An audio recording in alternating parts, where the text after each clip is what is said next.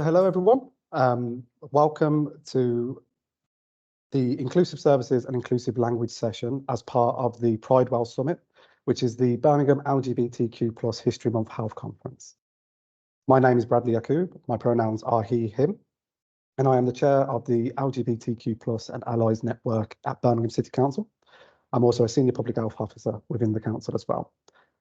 And as I said earlier, you'll be able to find my email account for the LGBTQ and Allies Network on the screen at the moment. So that's lgbt@birmingham.gov.uk. And this session is going to focus on inclusive services and inclusive language, but particularly inclusive language. And we will be also focusing specifically on health, as the national theme for LGBT History Month this year is under the scope, which is health and medicine. And you'll be able to see the logo for the LGBT History Month national theme in the top right corner of the slides and also in my background as well. But do check out their website. So if you go to LGBT plus and spell plus, so LGBTPLUS History Month into Google, you'll be able to find all of the amazing resources online there. So just a quick overview of what we're going to cover in this session. So first, we'll cover the safe places approach. Then we'll be exploring inclusive language, and it will be an introduction.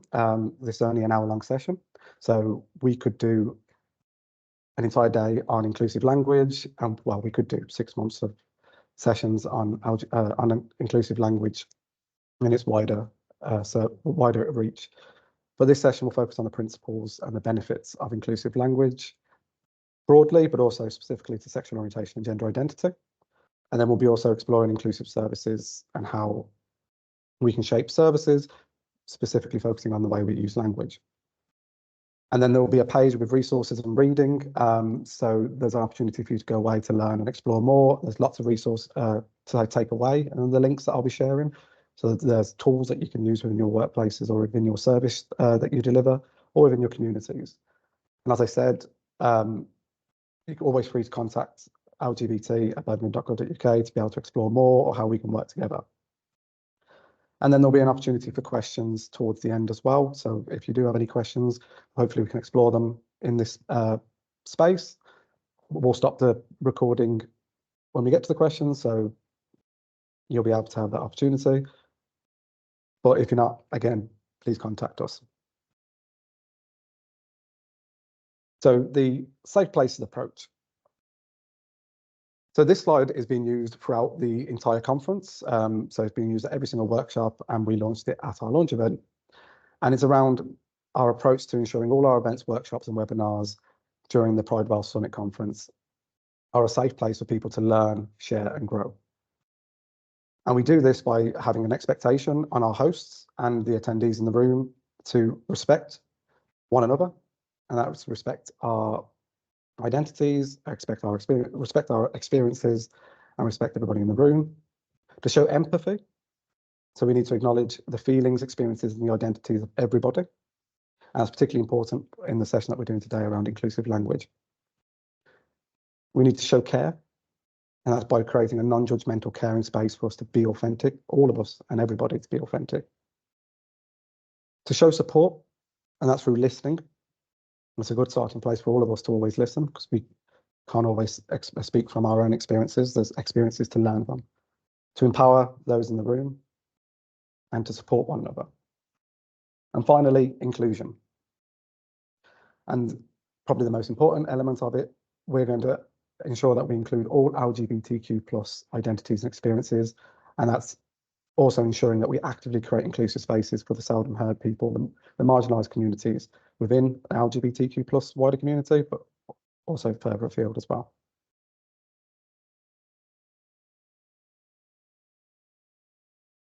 So before we get into the rest of the session around inclusive language and inclusive services, I wanted to take a bit of a leaf out of Dr. Justin Varney's book, who likes to start his workshops and his sessions with a quote. So the quote here is, "Language is power, life, and the instrument of culture, the instrument of domination and liberation." And the quote is by Angela Carter, who is an incredible author, which I do encourage you to go find out more around Angela Carter if you haven't come across her writings. But the point that she makes here is quite important, and it's what we're going to focus on. So we often don't consider how powerful our language can be and how important language is to individual cultures, and how historically the language that we always used, that we often don't even think about, is language of domination. It's language of the dominating populations or cultures. But it can also be, and it's our actions, our intentions in how we use language that can bring about liberation, that can bring about change. And particularly in the LGBTQ plus space, language is an incredible use of in liberation, whether that's the use of the word pride, the ability to turn language that is used against LGBTQ plus people to become positions of power, and much more. So hopefully you might be interested in finding out more about Angela Carter if you haven't explored her works. Do go have a read, very interesting. So just before I continue, I've got a notification on my screen that there's a hand up, but I can't seem to see a hand up. So if there is someone with a question, please put it into the chat. If not, I will continue.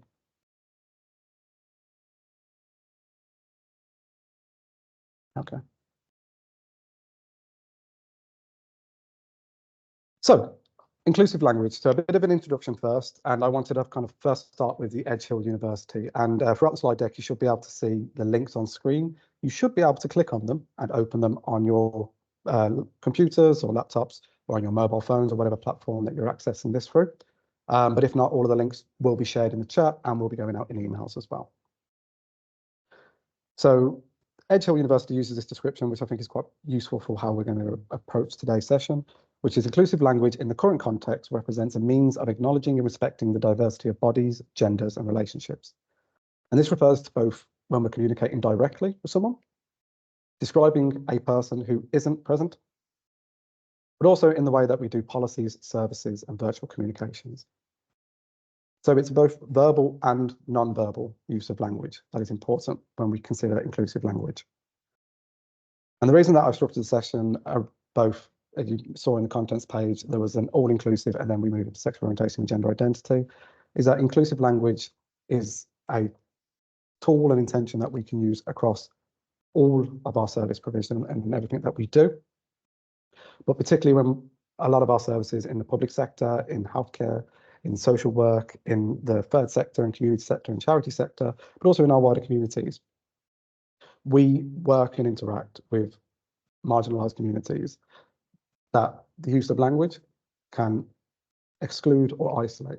So adapting our language and being intentional with the way that we talk and being willing to learn and grow is important, whether that's for age, disability, biological sex, relationships, marriage, pregnancy and families, ethnicity and race and cultures of identity, faith, religion and spirituality, sexual orientation and gender identity, which we'll be exploring in more detail today, and social class, and our use of language when we refer to both current and historical uses of divisive class phrasings. So there's stuff that you can take away today that will be general, that we can apply to everything that we do, and then we'll be diving into a bit more detail on sexual orientation and gender identity. And I just wanted to highlight the fact that it is a starting point. So in the EDI space, so in the equality, diversity and inclusion space, we can often get lost that, oh, okay, we're doing inclusive language, so this is now, that's us, we've addressed it, we've fixed it, we're now inclusive. But that's actually far from the case. But it is a starting point. It's a foundation for us to build from. And as with most things with language, the way that we use language starts to trickle and change and affect the wider work that we do, the wider way that we experience the world around us. And there is a lot more that we need to do to build a system that's truly inclusive. But we are going to start with language, start with us inward focusing, and then on our service and our policies and the non-verbal ways that we communicate. And then that trickles through to the change in policy, change in service delivery, and much more.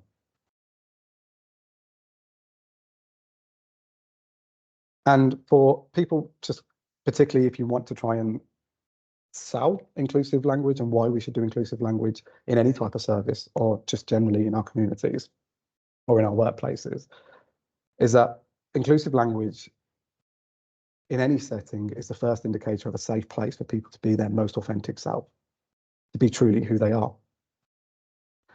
And when we do that and we set that foundation, we are showing and we are demonstrating, whether consciously to the individual or subconsciously, that every voice matters, that you or your service is open to their needs and their experiences, and that all opinions, experiences, and identities are valued. And just to quote the inclusive employers on their general inclusive language platform, most of us don't intend to cause harm or to exclude. But this is where, and I said earlier around this, it is our intention to move past that and into action. We need to actively choose to have good conversations, to grow our understanding, to grow as individuals, to be more inclusive. And when it comes to inclusive language words, none of us get it right all the time. And I'll say this a few times throughout the slides, and it'll probably be a question towards the end as well. And you'll see it in all of the research and the supporting documents. You won't get it right all the time. But it's about having a growth mindset that to learn and to grow, to have safe conversations, and to make active change. So if you do get it wrong, you learn from that and you don't get it wrong the next time. You make that progressive growth. And then you start to see an inclusive culture grow in your service, in your workplace, in your communities. So it's all about learning, it's all about knowledge base. Interestingly, me and June were having that conversation before the session started. You're never too old to learn something new. You're never too busy to learn something new. So we'll start with inclusive language on a broader scale, and I've kind of pinned it as an all-inclusive language, but that's probably not correct. But yeah, so in this, we're going to focus on the principles. As I said, we don't have enough time to cover everything or to go into too much detail, but these principles are a platform for you to start exploring, to start considering in your roles and your services. And if there's anything that comes across in this section or in the principles later on, then please take a note of them and we can explore them in more detail in the discussion and question section, or we can explore them further outside of this space so we can see how we can grow that within your area or service.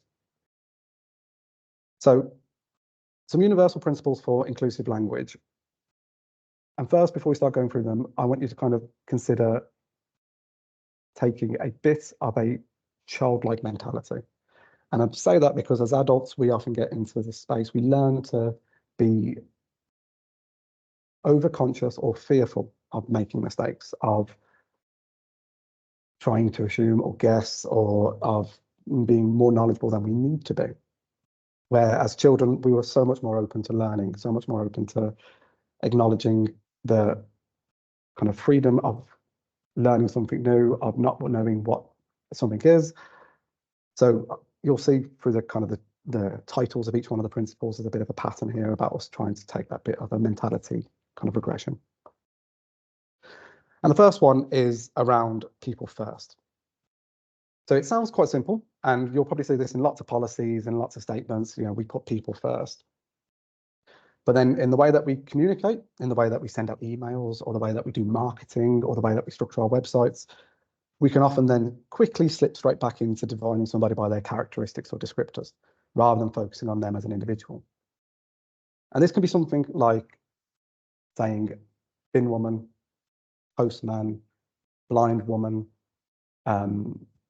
autistic child, or other ways of kind of how we quickly summarize or quickly group into that descriptor or characteristic, where ideally we want to focus on the individual.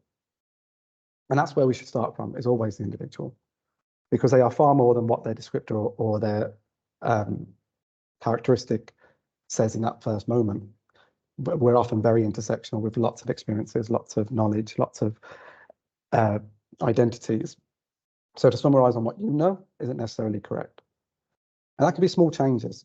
That can be saying, instead of a blind woman, a woman who is blind. And you might see that I'm focusing and I'm using generic terms in the sense of saying man, woman, or child, or person. But that's because we're talking about a wider group. If you do know the individual's name, use the individual's name.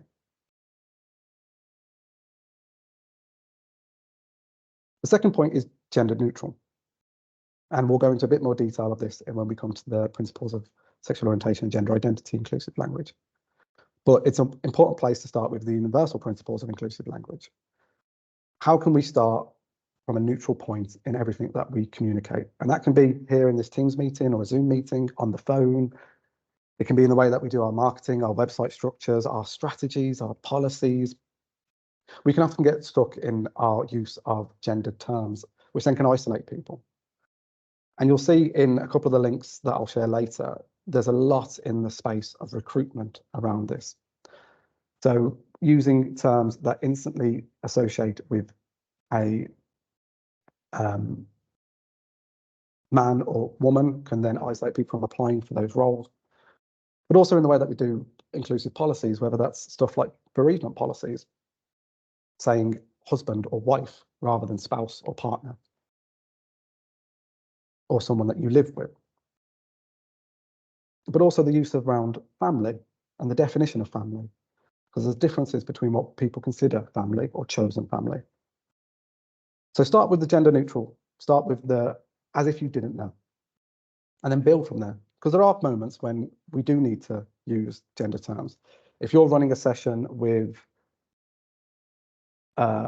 women leaders that want to showcase how women leaders got into their role and to support women in getting into these industries, then you'll use those terms. And it's being inclusive of all women. Keep it simple.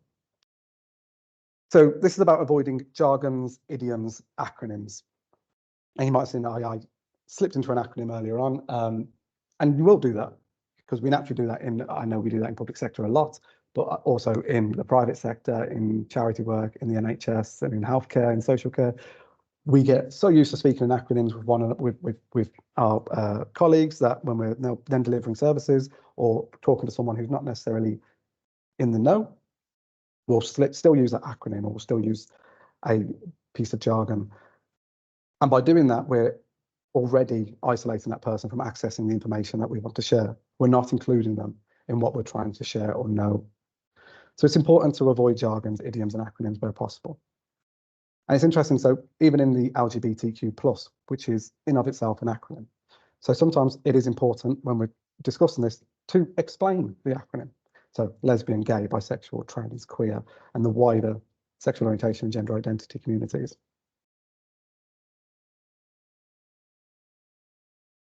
Ask, don't guess. And I think this comes back to what I was saying around the child mentality. We as adults overthink all the time. And particularly when we're in our roles, when we're delivering sessions like I'm doing today, but even when you're talking to colleagues, in meetings, in the way that we're meant to deliver reports, we can often overthink. So we have to get it right. We've got to get it right first time. Let's just go with what we know, go with what we guessed. But sometimes just taking a moment back and saying that you don't know and asking politely and with a genuine interest. Because there's some moments when you don't need to ask because there's no reason to have that information. So it's knowing and taking the time to look inwardly to say, do I need to know this? Why do I need to know this? Okay, so I'll ask. But then starting with the neutral point, whether that's neutral around gender, around social class, age, disability, then start there. And the biggest point is around learning and growing. So there's evidence that shows that growth mindsets, people who practice a growth mindset or believe that they have growth mindset, continue to grow their talents. And that's through hard work, positive intentions, positive actions, and feedback from others. And those that have a fixed mindset often don't tend to achieve as much as people with growth mindset.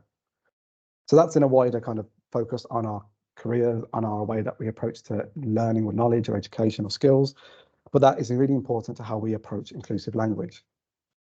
Taking a moment to consider yourself having a growth mindset, so not always getting things right, taking the time to explore terms and terminologies, exploring communities and experiences, and having those positive intentions and actions to grow as an individual will then grow your language use and your inclusivity in your services. So we'll move into sexual orientation and gender identity. So LGBTQ plus inclusive language ensures everyone is treated with dignity and respect. It is free from words or tones that disparage, prejudice, discriminate or stereotype, whether intentionally or not. So I took a clip from the Proud Trust, which I use a lot of the stuff from the Proud Trust. They're an incredible organisation that work with children, young people, and those in education or deliver education and trusted adults. So we live in a society where it is assumed people are straight and cis unless told otherwise. So in everyday conversation, people sometimes assume another person's gender or the gender of the people that they are attracted to. It can feel uncomfortable or difficult to correct a person about your LGBT plus identity, especially if you've just met them or you're in a situation where you're already feeling uncomfortable, such as the first day at a new school, first day in a job, first time in that room with the board of people, or the first time delivering a session to a group of service, to a service group. So you can't always tell, well, you cannot tell a person is LGBT plus.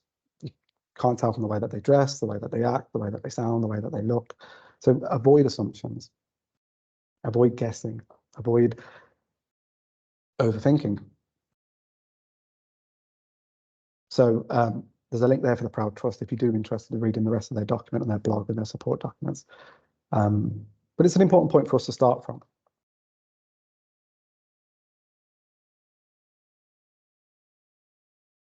So I'll move into the principles that we'll focus on for the sexual orientation and gender identity elements of inclusive language. And I hope you'll start to see a bit of a pattern here when we're going through this section, because it's important to recognise when the actions and intentions that we do aren't necessarily completely in that moment or focused. They can be applied in lots of different ways. And as I said earlier, we'll be only focusing on the universal principles here, just considering time, so we have time for discussion and communication and question later. But again, if you're interested in going into more detail in any of these sections, or if anything takes your interest, we can explore further. So we start with people first. And this is about not assuming everyone is heterosexual or cisgender. So heterosexual or straight, and then cisgender is someone who identifies as the gender the same as what they were assigned as birth. And as it stated in the Proud Trust statement earlier, we can often get lost in our use of language, in our way that we structure services, in the way that we do marketing, in the way that presentations are built, in assuming that everyone in the room is straight or cisgender. And it's taken a conscious action to be more inclusive in that. So it's breaking what we've grown up with, that we've been around. Unfortunately, historically, particularly for a lot of people in the room, you've potentially grown up around Section 28, around negative media stories, lack of visibility.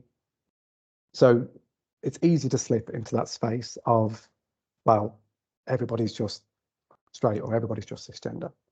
We're taking a direct step to not make that assumption by starting a meeting by introducing yourself and your pronouns, or having diverse imagery in your comms and marketing, or in your policies, making sure that they are neutral and apply to all, is a good point to start with.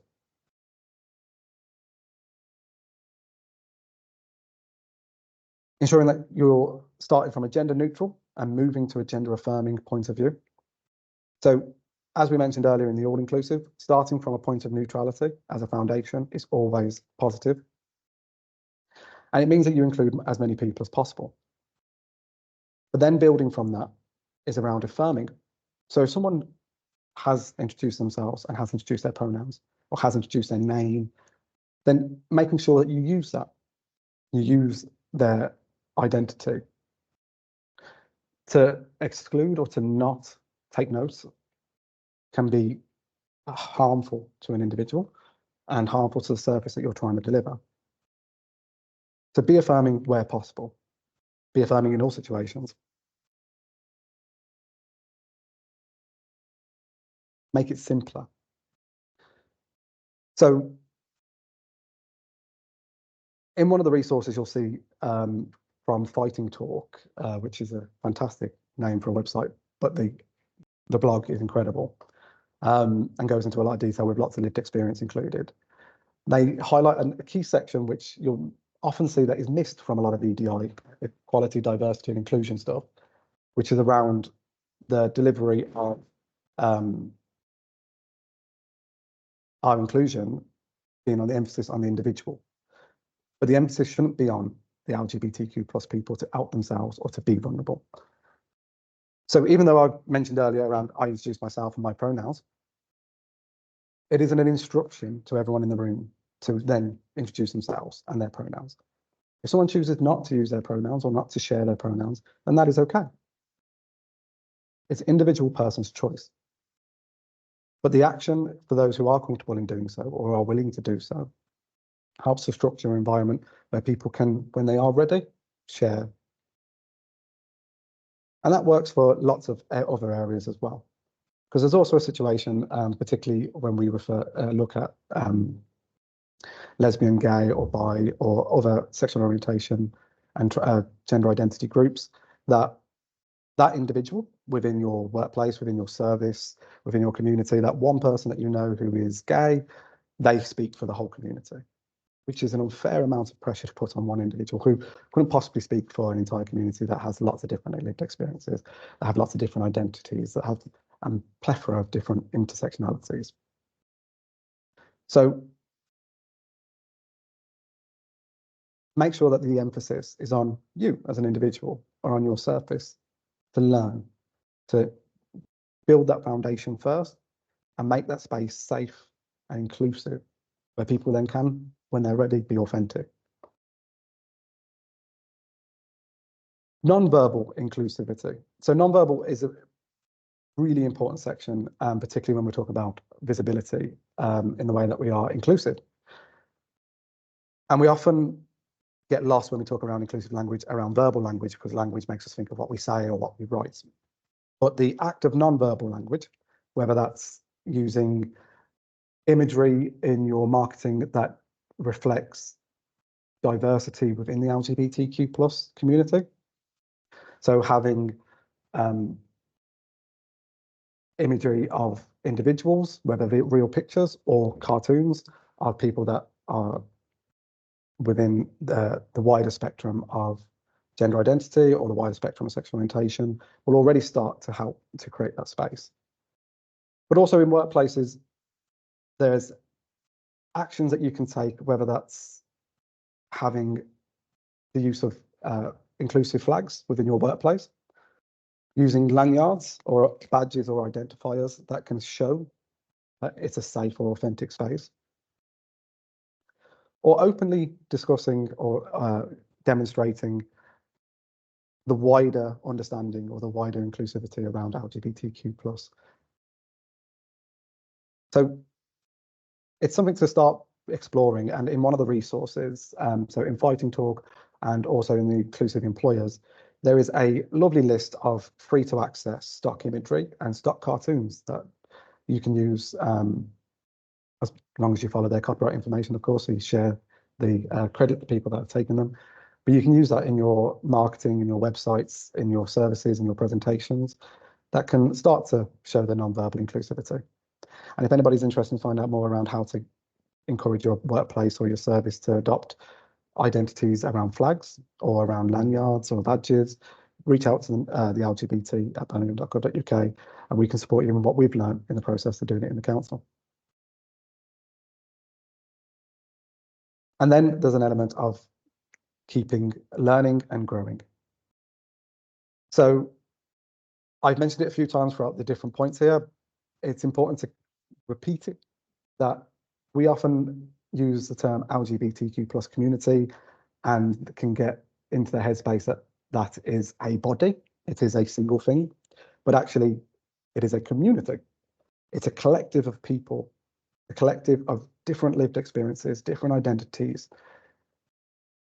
The intention of kind of going in, going, I know what LGBTQ plus is kind of not quite right. That's the starting point. And then exploring what are the experiences of our lesbian workforce? What's the experiences of our bisexual service users? What are the health needs of our queer population? How can we ensure that our service is reaching and including non-binary people? And it takes these kind of active intention to go away and learn and to experience that knowledge growth, that development of cultural competence in what we want to learn in our service use. And I encourage you to check out the community health profiles, which are on the Birmingham City Council's website, particularly if you're providing a service in Birmingham. But if you're not, and it's the wider, then it's a good place to start from. So the community health profiles, there is a lesbian, gay and men who have sex with men, bisexual and trans community health profile, which help you to start to understand and learn more around the health and wellbeing needs of individual communities within the wider LGBTQ plus community. And there's also a session on it on the 26th of February for those who are interested in signing up. Thank you, Thomas. So we've covered the principles of inclusive language broadly, and we've covered the principles of sexual orientation and gender identity. So a little bit on inclusive services. So in the top right corner at the moment, you'll see that research shows diversity in workplaces leads to better outcomes. And there is a lot of research in this space. It isn't something new, but yet, unfortunately, it's something that workplaces and service provision are still very slow to understanding. And there's still lots of work to be done in that space in lots of different workplaces, including the council. I mean, I might be hosting the session today and working in the council, but I don't think anybody here who works for the council is under any illusion there's still more for us to do, for us to learn, and for us to grow as an organisation to be more inclusive. So some of the benefits that included here is around higher engagement and productivity at work, when people feel welcome, when people feel supported, when people feel safe to be their most authentic self. And this is where we're talking around both intentional inclusive language, whether that's in policies and strategies, in our use of service provision, in our scoping and our ability to build services that are inclusive and took into account the knowledge base that's out there about communities. It has an ability to increase profit from having a diverse collaborative workplace. And it may say profit, but it'll also increase our service delivery ability, our reach, the engagement outcomes, and many more. So even if you're working in an area that we don't deal with profit, so in the public sector or in the NHS, you might not necessarily deal with profit directly, but there is benefit in the increased uptake of cervical screening or the increased access to stop smoking services. And also becoming an employer of choice and keeping good staff. And you'll see in the community health profiles that unemployment or worklessness in the LGBTQ plus community is often higher. And that can often be because of the fact that employers don't create an inclusive space, or that they may be experiencing discrimination or hate within the workplace. So making intentional actions to be inclusive and to adapt your services and your workplaces will have a direct benefit on both your workplace and on your colleagues and on the staff, but also on your ability to deliver services. And I just wanted to take a snippet of the census data. Haven't included too much because there is an amazing session on Monday that will be led by Alex and Dawn. But I just wanted to highlight, so in 2021, in the new 2021 census, it was the first time that the LGBT plus community had been included in that census. And we saw that there was 3% of the Birmingham's population identified as LGBT plus, which is around 29,000 people, and 0.9% identified as non-cisgender. So I've summarised that, it's non-cisgender, but 0.9% identified as something other than what they were assigned at birth, which is around 8,000 people. And in that session on Monday, and in the census data, and in the DPH report that's coming out, you'll see that the LGBT plus community of the future is potentially growing, with more young people 16 to 24 and young adults 24 to 34 identifying as LGBT plus. So thank you, Thomas, for putting that into the chat. Do sign up to that session. It will be incredibly useful if you are in service use, service delivery, or just generally in growing your knowledge base. The reason why I wanted to highlight this around the census data, around our increasing population and potentially increasing need, is that as the number of LGBT plus people continues to grow, there'll likely be a higher need of a growth in health need within our population. So the risk is that these needs are not properly met by our social care, by our healthcare, by public health, by our community and charities and third sector. Then the LGBT plus population will face health inequalities, higher health inequalities, and they'll become greater and greater as a segments of population into the future. So this is why I mentioned the community health profiles and the DPH report. So the DPH report will give you the data, will give you the insights, and then the community health reports will show you where we currently stand and how it currently looks on the census data and how that affects people's mental health, homelessness, substance misuse, physical health, neurodiversity, and more. So then taking in these two sets of data, these two sets of information, you can start to build services that hopefully will change what potentially 2030 will look like. And as I said, this session is a little bit more focused on health. So the links in a moment where the service support will be focused on health. I wanted to use a flag Dr. Michael Brady, who is the National Advisor for LGBT Health here in England. A statement that he used in his report and in the support document that they created and on a Brighton website blog is our ability to connect, communicate, and understand and emphasize is fundamental to the quality of care we provide. It builds confidence and trust, supports access and engagement in care, maximizes the impact of health improvement messages, encourages better adherence to treatment, and is important for improving both physical and mental health outcomes. And that's only just a snip.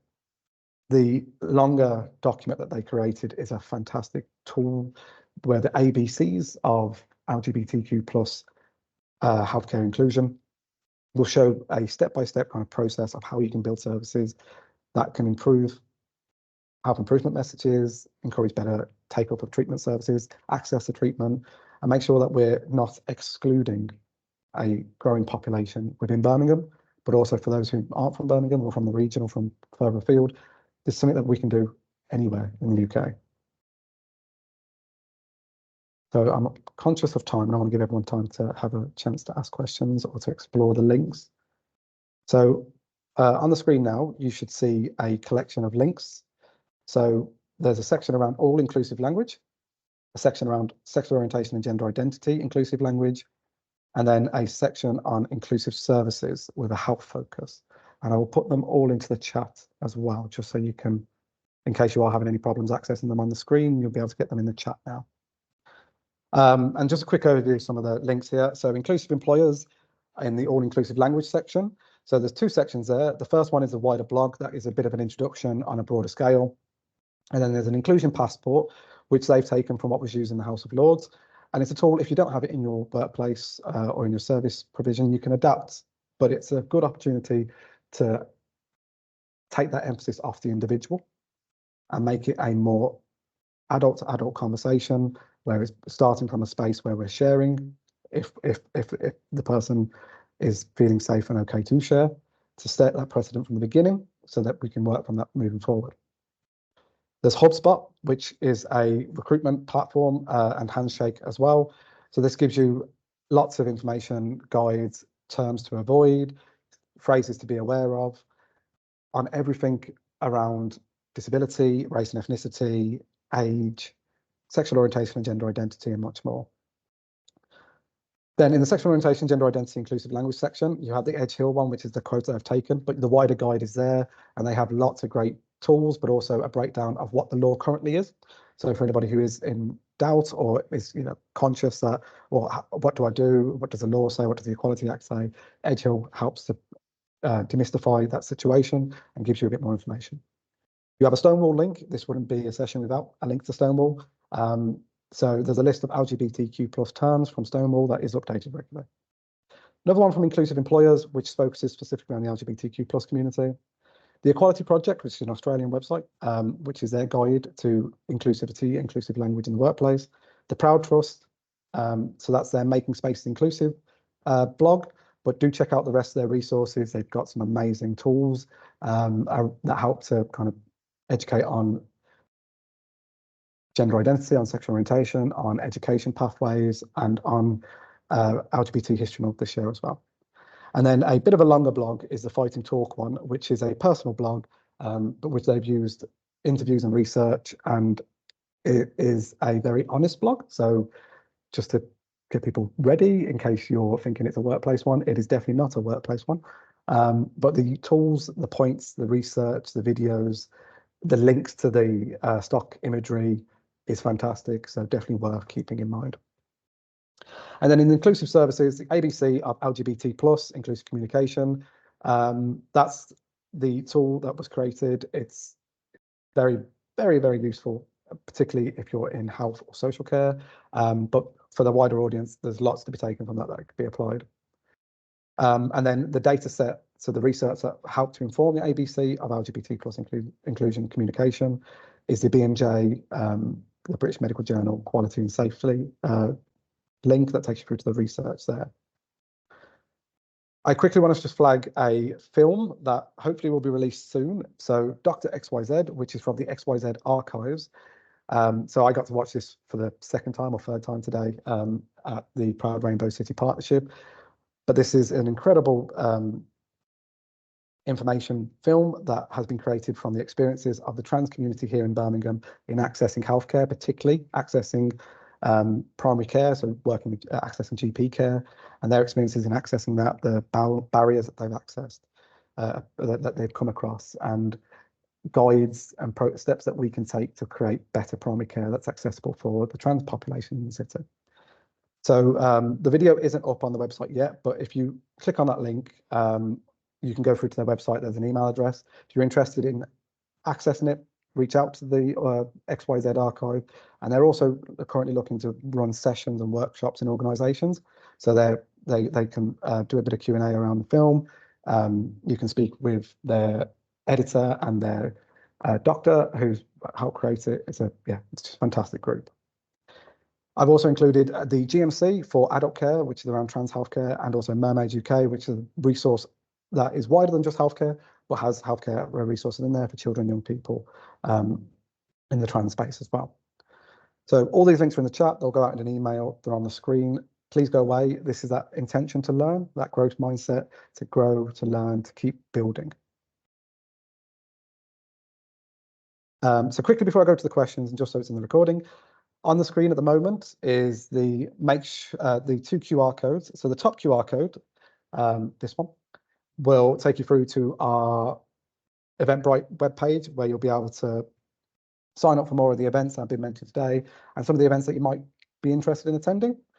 And then the one at the bottom will take you through to the evaluation, which please complete the evaluation form so we can find out how the session went, how all of the sessions went throughout the conference, and how we can build for the future, and also evidence the kind of the value of doing sessions like this.